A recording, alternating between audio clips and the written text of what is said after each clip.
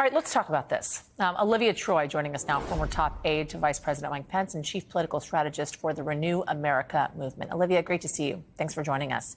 I know that you were in those hearings this week. You sat behind your former colleague, Greg Jacob, who basically laid out how much in danger the former vice president was, from 40 feet or so away from rioters in the Capitol. What did you make of that scenario and what you heard?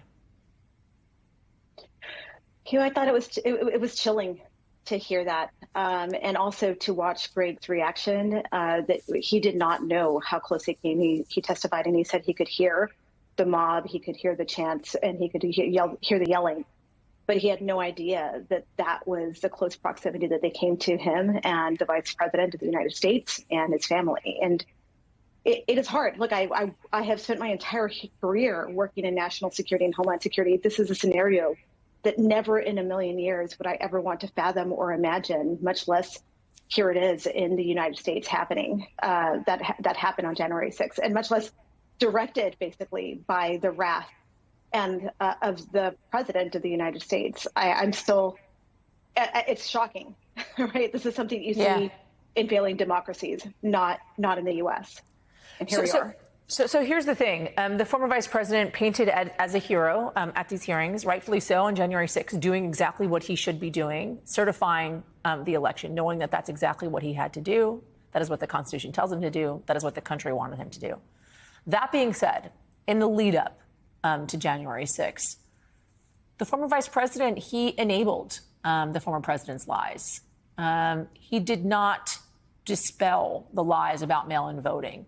Up until a year after he, in fact, did not speak out against the former president's lies about the election.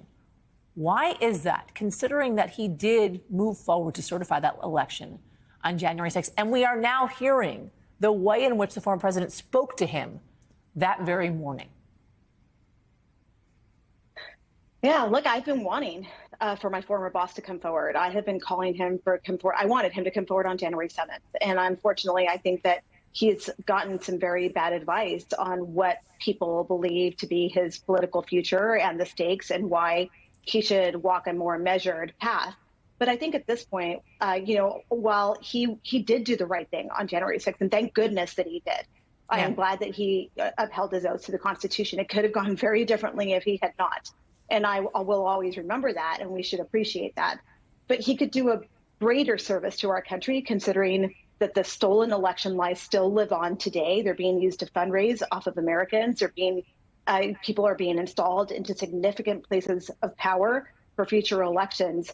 He could dispel that and come forward and speak for himself on what this is and why it is so damaging to our democracy. He's looking at 2024. I realize that. I believe that he will likely seek to run.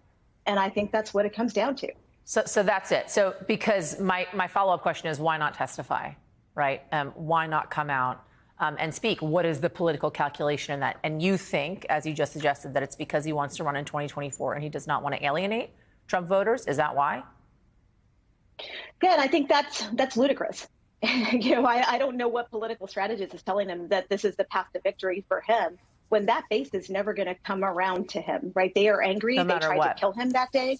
No matter what, he is going to be a traitor to them forever. And so why not carve a new path for the GOP with Liz Cheney and Adam Kinzinger and come forward and tell everyone what really happened from your perspective. I think it's incredibly powerful if it would come from the Vice President of the United States and say, hey, yeah, so my boss tried to kill me.